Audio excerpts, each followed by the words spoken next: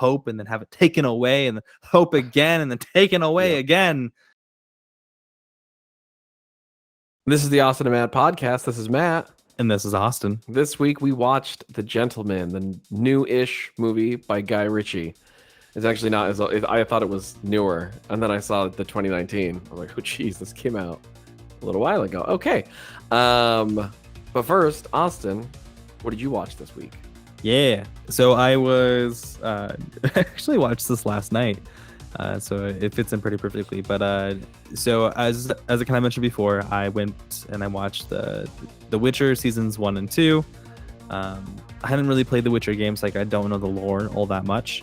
But Netflix made an animated Witcher movie about one of the characters that is pretty much he's a relevant character in this series. So it's pretty much a backstory on it.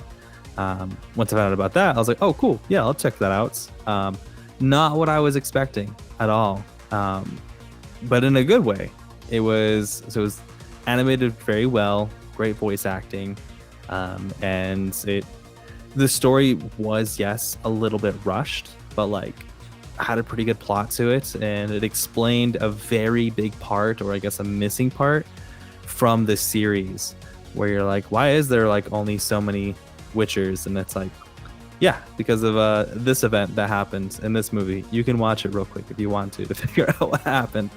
So yeah, check that out last night, and it was super dope. I can't remember the full name of it. It's like the Night of the like the Wolf or something. I can't say for certain what it is, but it was a pretty dope watch. Nightmare of the Wolf. There we go. Nightmare of the Wolf. Yes, it was good. If you were looking to get into The Witcher, you may want to start there actually, and then go into the season series or there. But I'm curious, Matt, what did you watch? Well, this will be the last week I talk about old episodes of Stranger Things, but I finished Stranger Things and I loved it. It was great. Nice. I think season 3 really is like really good in my opinion. Like I would probably put it at a tie with season 1. Like before you asked me my like where I would put it, and I went 1, 3, 2, but it's like 1 and 3 are totally tied, and then 2 is really like not far behind at all. It's just great. And there's a scene in here that in the 3rd season that I love, where they are in a movie theater and they're kind of in the movie theater watching Back to the Future as a way to use Back to the Future's soundtrack cues for the show. And that's like, I mean, I don't know if you know, I'm a really big fan of Back to the Future. Yeah. Did you know that? Okay. Oh, yes. Yeah. I remember you had Marty on your desk. Oh, yeah. And I was like, oh, man, you like Back to the Future? Like, I'm a huge fan of Back to the Future. And I was like, oh, dope. Like, I like them, too. And I think we talked about it a couple times, too. But, yeah, I definitely know that. Yeah. Yep. Big fan. So I love those scenes. Man, I'm just pumped. I was the worst thing about it was simply the fact that I finished it earlier than I expected to. And I have to wait another like week or 2 for the next season to come out. So it's like 3 weeks, Matt. Like 2. More like 2. It's coming out May 27th. May 27th. That is yeah, like 3 weeks. Gosh, dang it! I'm just bursting bubbles. I know you really are. Okay. The next thing was not actually something I watched. It was something that I read. It is called Project Hail Mary, and this is one of the best books that I've read in a while. Like, I don't know. Sometimes I think that I really get myself confused between compelling and genuinely good. This was written in a way that it was hard to put down. I read this very fast because every single moment I could get, I wanted to read it. But it's really cool. So it's by the guy who wrote the book of The Martian. Have you seen The Martian with Matt Damon? I sure have. Yes. So it's based on it's written by the same guy. It's his 3rd book, but it's just about, I mean, quick rundown. If this won't be too spoilery, but basically there's something similar to like a bacteria that has found its way to the sun. It can travel through space and it's found its way to the sun, and it is basically kind of like attacking our sun. And so we're kind of like, oh yeah, things are not going to be good for us because the sun's going to basically be destroyed in the next 15, 30 years or something like that. It's doing it that quick? Yes, because it can multiply very fast, and it does interesting things. So Matt, basically, like, he's the sun is like 1,000,000 times bigger than the Earth. Like, that is insane. Well, I mean, the science doesn't have to be sensible, Austin. Well, no, Okay, it's not. okay. It's not like Sorry, the sun's going to disappear entirely. It's more that idea, like, hey, even if our planet totally cooled down 15, 20 degrees, we're all dead. So it was more along that. It's not like the sun was going to disappear. It was that it was going to become a very different. Anyway, but basically they do some studies and they figure out they have to travel a great distance to kind of see if they can figure out what is going on. And so it's about a guy in space trying to figure out what the deal is. I thought it was gonna be really, like, really. I thought it was gonna be so since the sun was gonna start to cool down, the only sensible action is to heat the planet up by emitting as much like O2, like pretty much any emissions that we have into the ozone layer, burn that baby up, so that way we get it hotter. So they actually although the 100% get into that. 100% get into that. Like they actually, like there's a part where they end up hiring a climatologist who's like a very anti global warming, and they're like, so we understand that your study has been to try and stop global warming. We now need to use your knowledge to try and speed it up as much as we possibly can. And he's not super happy about it. Dude, it's a cool book. It really is. It probably sounds more boring when you're like, it's kind of about a dude who's like alone on a spaceship trying to figure out how to stop this stuff. And that's kind of what I thought the entire premise was. And then something came out of like left field where I was like, whoa, okay. I was not expecting that to happen. And it ended up being like one of the coolest things. It was so cool. So honestly, you could have been like, there's a guy who's going into space to go get kill this bacteria stuff because he has to go so far. But don't worry, it's written by the same guy who did Martian. It's like, it's still going to be a good story, even though there's one person there. And you're like, oh, okay, cool, nice. Yeah. This person will have heartache and disaster and hope, and then have it taken away, and then hope again, and then taken away again. I will. So that was actually one of the things that annoyed me about The Martian was reading it. Was it really was a book where just like things, every single possible thing that could have gone wrong went wrong, and it got annoying. Like after a while, it was like, okay, freaking enough already. This book, it didn't feel quite as much like that. Like things definitely went wrong, but it didn't feel like over the top or constantly. And things definitely went right a lot of the time.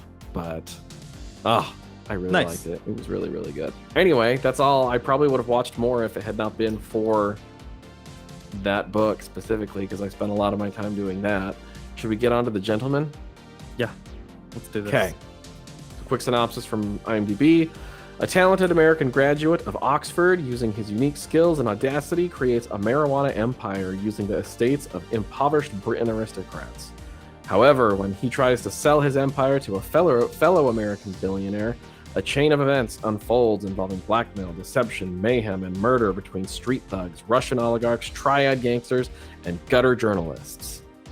Austin, what did you like about this movie? Yeah, I'm going to start out with Matthew McConaughey here. I'm going to be honest. So when the movie started, I was like, oh, hell yeah, Matthew McConaughey, he's doing great. Like, this is awesome. I'm loving this little monologue he has going on here. This is good. And then you think he gets shot in the back of the head, and I was like, did we really just kill Matthew McConaughey that quick? Did you believe he actually died? Because I didn't think for a second he had. Nope. The way the camera panned away, I was like, definitely not him who died. Somebody else got shot there. For me, I was like, oh man, that kind of sucks. So I did have a suspicion that there was going to be more of Matthew McConaughey in the movie, because right after that they do the big intro scene, introduce everybody and the actors. I try not to watch it because I didn't want to actually get spoiled by who was going to be in the movie. I know I'm a weird stickler like that, but any hint that it's oh yeah, you can expect this person, I don't want to know. I want it just to be a surprise. They just kind of show up and it's nice. So he was the first person who was brought up, and it's okay, he's probably gonna play a bigger role. And then as the story unfolded, where it's you're getting events from prior to that incident, it's okay, yeah, there's a movie and a movie here, and we'll kind of go from there. But as it went on, obviously Matthew McConaughey's character, but he doesn't get shot in the back of the head, but instead lives and has a great will to live, and plays his role as the lion. I did love a little bit of that change where it's like the perception that you're given of him at the beginning is that he's kind of like he's done, he's tired of this, he's out of it. And even they go through his perception where it's like, yeah, like he used to have a reputation of getting his hands dirty. Like that's just not him anymore. And then lo and behold, by the end of the movie, it's like, no, dude, like this guy he just had to get pushed a little bit and he's back to his roots on and getting crazy on things. So like that, I know a lot of people like Matthew McConaughey. I've actually been a pretty big fan of Matthew McConaughey. So it was nice. Like if I was to compare this, like this felt very similar to like another Guy Ritchie movie where it was kind of like Brad Pitt's character in Snatch, where it's like has that like the charisma, the boss, the leader, does all the things. Like you think that like they're dead, but they're really not, and like they play like all the twists. So for me, like that's the role he played in this movie, and I liked it a lot.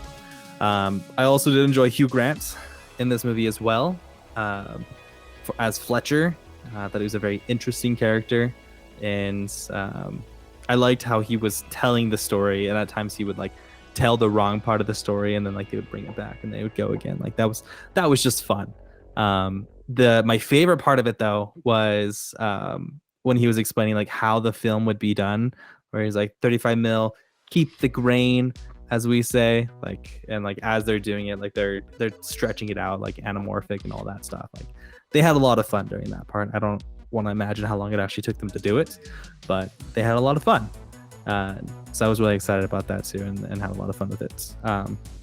But also at the very end, to see Hugh Grant's character like get his demise for being a little rat that he is, stepping himself from 150,000 to 20 million to just getting out with his life. It's a hard life, and he's gonna get his due diligence. So real nice there. But as I was kind of explaining through all this, like there's definitely a lot of twists and turns and things like that. And I was expecting there to be a lot of twists, as that seems to be how these types of movies always go. I don't think there was a twist that I was like upset about, or it's like, nah, like he didn't. Who directed The Sixth Sense? M. Night Shyamalan. Yeah, he didn't Shyamalan himself. Like he didn't come out of left field out of nowhere with like just like, oh, and aliens. Shyamalan the bad. Oh, are you being mean to Signs right there? Because Signs is actually a freaking fantastic movie. I love Signs. I think Signs is fine and acceptable because like there was like some hints as things were kind of going on. So like we'll allow that one. But he's also had some other movies where it's just like, man, like get out of here. Like if at the end it would be like Matthew McConaughey is like not actually American. He's been British the whole time. I'd be like, that's so stupid. Like why would you do that? That would be a very weird twist. What if he had been dead the whole time? He had a twin brother that was stepping in for himself the whole time. Who knew it wasn't just a one lion show? It was a 2 lion show. No. All right, Matt, what did you like about it? So kind of along your lines of really enjoying Matthew McConaughey and Hugh Grant, just basically the cast in general. I mean, Hugh Grant, Matthew McConaughey, my boy Colin. I just forgot his last name for some reason, like right at this moment. Give me a second. Colin. My brain's only bringing me first. Colin Farrell. There you go. Okay, Colin Farrell, who, Not I don't know if big you know this, I really like Colin Farrell. I think we may have asked this before. Have you seen In Bruges? Yeah. Well, so at first when you asked me, I said no, but then I have gone back and watched it. So yes. Okay. I have seen it. Fantastic movie. I mean, Colin Farrell in that in particular. I mean, obviously other than the Batman and what he did with the Batman, but like one of his very best performance in Bruges. I think he just is amazing in it. So happy to see him playing like probably someone a little closer to like who he is in real life too. Like kind of an Irish thug type guy. He's a little bit like that. So I loved seeing him. Is there anybody else in here? The Matthew McConaughey's wife, I forgot her name. She played a character in Downton Abbey. So I was like happy to see her doing something as well. Good cast. Which full honesty, I'll say as well about this movie. I didn't think this was like an amazing movie, and I'm kind of shocked that Guy Ritchie was able to get so many like awesome people in this movie. And maybe it was just because I wonder if it was just one of those movies where because there's so much going on and so many characters, they didn't really have to show up for a whole ton of scenes, you know? Mm-hmm. So it wasn't as huge of a deal for them. I don't know, but yeah, crazy cast. I was super happy to see everyone here. I did enjoy the framing device. I think you mentioned as well, kind of like the film thing. The way that this was like a really weird reporter who, I don't know if the reporters have ever done this before. It's like, I have this huge story that I'm going to sell to a newspaper. Also, though, movie script. It was just it was very weird. But using that as a framing device, I think at first I was not on board with it. I was like, this is stupid. And then by the end, I was like, this is definitely working for me. I'm enjoying this. I like this. I was on board with that. Also, the 2 accidental deaths in this movie, which I think Guy Ritchie does well. I think there's always like funny things that happen in Guy Ritchie movies that are kind of like this. I can't remember. This may have been Lock, Stock, and 2 Smoking Barrels.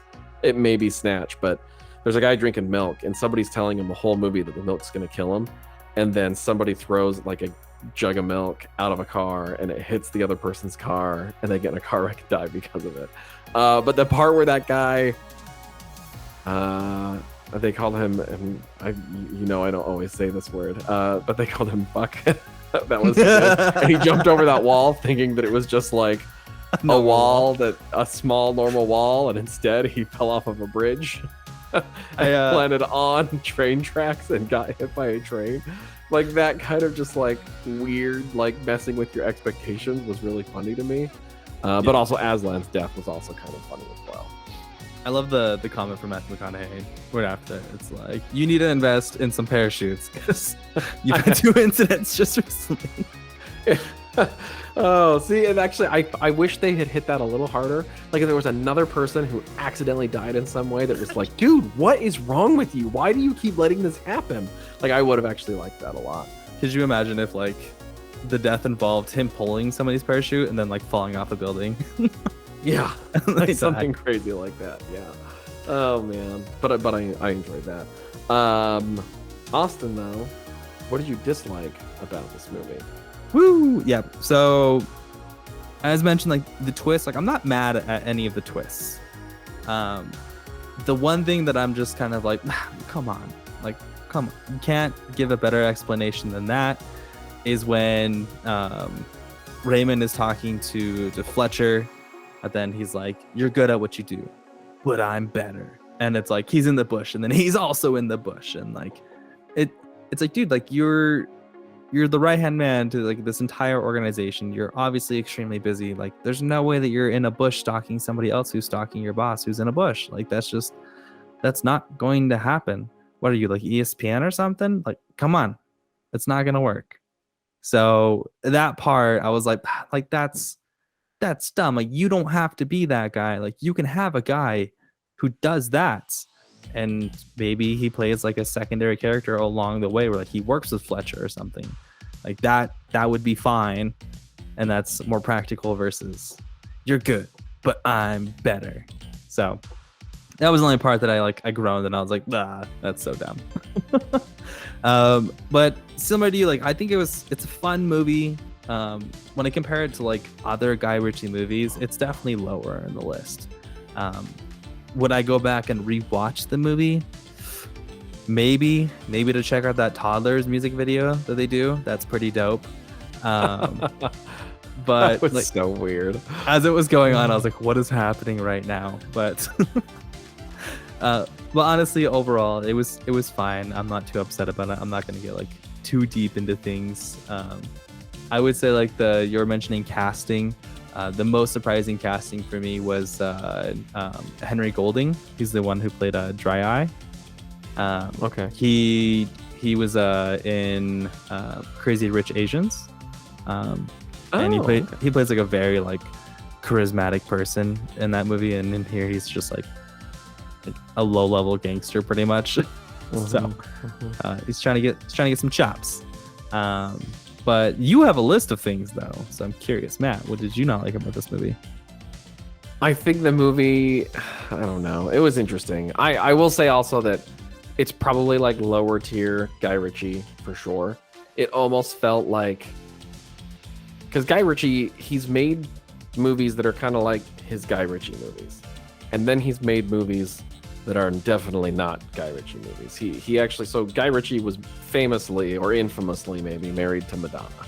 And him and Madonna did a musical together called Castaway that was like a horrible, horrible, horrible failure.